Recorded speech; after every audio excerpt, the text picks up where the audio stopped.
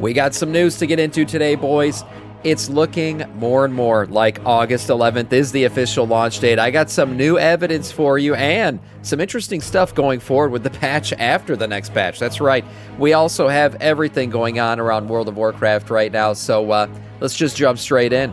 Midnight Season 1's end, and a few other things. BBC Anniversary, or as some of you call it, BCC Anniversary Edition, is continuing on. It arrives on August 27th. Full steam ahead. We're going to get all kinds of stuff for you, Burning Crusade enjoyers, Illidan Stormrage and Black Temple. All that's going to be happening. New raids, the Black Temple raid, Mount Hyjal as well, new daily faction quest hub, and so much more. Yeah, exciting to do it again for the 36th time. But here you guys are. Yeah, the BPL. So there you go. People excited about that. Get into that. But more evident and more kind of pressing right now, Midnight Season 1's end and all the things you're going to want to get here as we come to an end in Season 1 of Midnight. It's looking like we got about 2 weeks, guys. Today's reset probably marks the second to last reset. Probably going to have one more before the patch actually hits. So there's some things you definitely want to do before that happens. Obviously, finishing all the Midnight raids, fight and kill them all. Do them on Heroic if you want to get the achievements. Conquering, Midnight Mythic Plus for the first season, doing those achievements as well. You got your 2,000 ranking, your 3,000 ranking if you want to get the mounts. A last call for miscellaneous Midnight seasonal achievements, as I just mentioned. Also, a final Clash of Victory, Midnight PvP Season 1 will also come to an end. Delve rewards that you want to get before Season 2. Spend your Undercoin and stuff. I know a lot of people might still be sitting with that stuff in their bags. Go ahead and spend that before it's too late. The final surge of Decor duels, which we'll talk about here in a second. And then don't forget the golden opportunity. Don't forget a golden opportunity if you want to get into that. The final surge of Decor duels, as I mentioned. This is something going on with Decor. Blizzard's really pumped these up. Decor duels are, in fact, going away. There will not be a Season 2 of Decor duels. This is kind of a little thing, little shot in the pan that Blizzard kind of made for us. I do think, personally, this was a testing for whatever that secret game mode is that Blizzard's bringing. We do know that they're bringing another kind of Plunderstorm-esque game mode. It's not necessarily a PvP game, but it's like a separate game from WoW that they're bringing. And from what I've heard, it's like an Among Us style game. So the Decor duels to me was like a testing of the mechanics for what they were going to do for that. Yeah, it was meh. I agree. Yeah, there was nothing very exciting about Decor duels, but they were a thing, and if you want to get some of the rewards from it, doubling the rate of illusionary coins has happened, so they're doubling the rate of drops there. They've also changed how the last 30 seconds remaining in the match work. Flies have been removed from hindering those who stay in one location for too long, and then the energy increase rate for Seekers has been reduced by 20%. So it looks like they're making it easier for people hiding. But anyways, if you're into Decor duels or you just want to try them out for the first time maybe before they finally go away, now is a good time to do that. Also, BlizzCon 2026, we know it's coming. All the BlizzCon bundles and everything are available. We've talked about them already on the Battle.net shop if you want to get those. Yes, there is a bunny mount. I know people are real sick of the cuddly shit, but there's another one. This is like a galactic bunny or a void bunny. So if you want to get that and a few other decor items, yeah, eat your heart out with those. And then also, if you're doing the 6 to 12 month subbing, you will be receiving the big Mothboy mount on July 31st. So if you're not 6 months subbed and you want to be, do it soon. You're going to get yourself the Mothboy mount. If you 6 months sub at any point beyond that, I believe you still get the mount. So no pressure there, but that is the mount you're now getting. Moving on to some hot fixes that have happened over this last week. Interesting stuff, and one that just dropped. They already gave it to you? Oh, wow. Okay, wow, so some people already got it, I guess. So maybe July 31st isn't the date. Maybe just sub before then. I have no idea. But also, bug fixes coming into the game. I didn't even know this was a bug, but evidently there was a bug with Death Knight specifically. They fixed a bug where Dance of the Midnight Apex talent ranks 2 and 3 were incorrectly increasing damage rather than decreasing damage. This is something that Blood DKs take, so that's pretty hilarious, but I guess that's fixed now. Decor duels, all the changes that hit this week, I just talked about those a second ago. PvP, a bunch of changes for PvP. I don't know why Blizzard's rebalancing PvP now.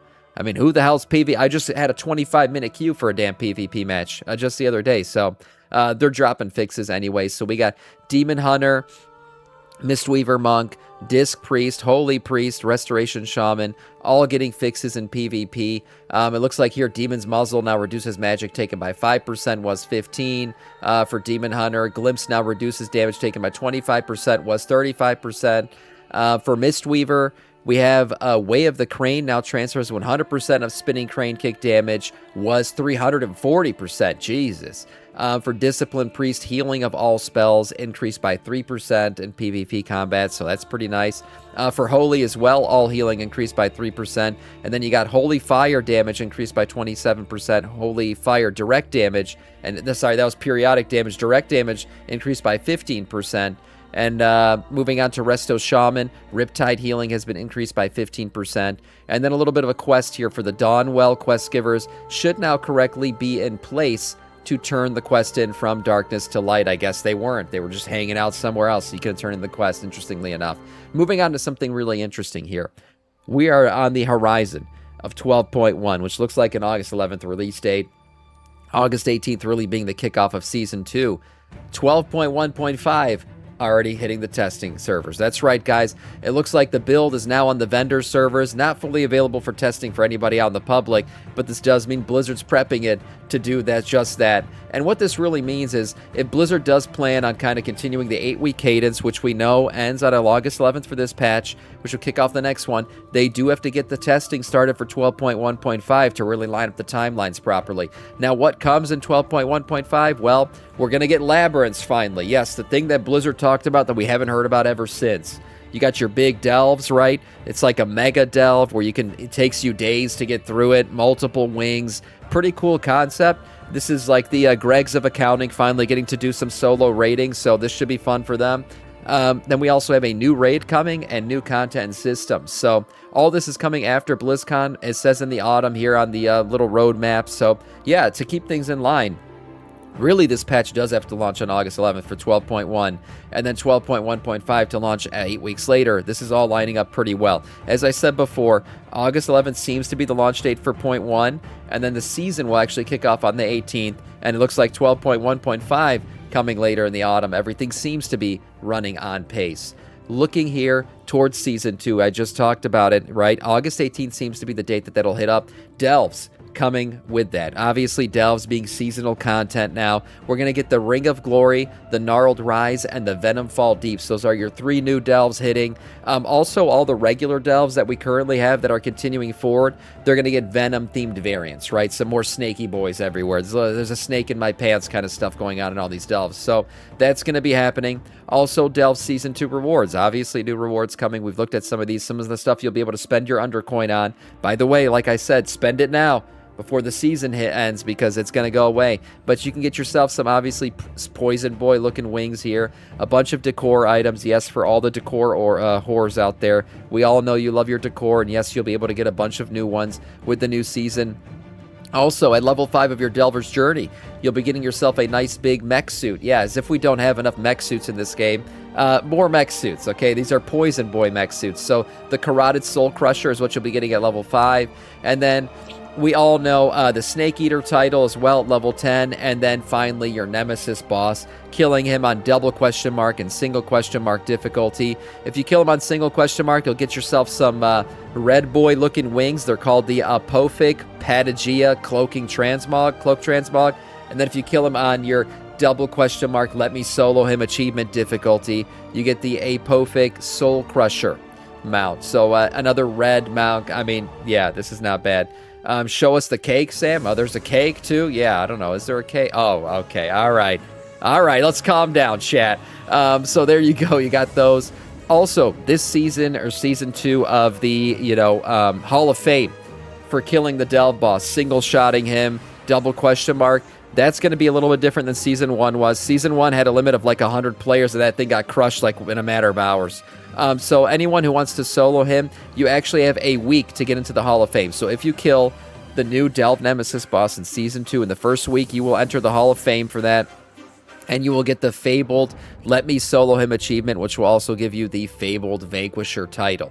So if you want it, get it in the first week. That's how that's going to work. Finally, Little bit of sad news for anybody who's been playing WoW for a long time. If you have been, you probably have heard of the Dark Legacy comics. That's right, these comics have been around for a long time, evidently 20 years of these comics. They're now doing their 1000th issue, and they announced it's going to be their last. That's right. So if you've never heard of these guys before, they did a ton of community-style comics, really funny stuff, obviously all WoW-based. If you played WoW, you understood a lot of these. I mean, look at this. Most classes played. We all know who that pink bar is up at the top there.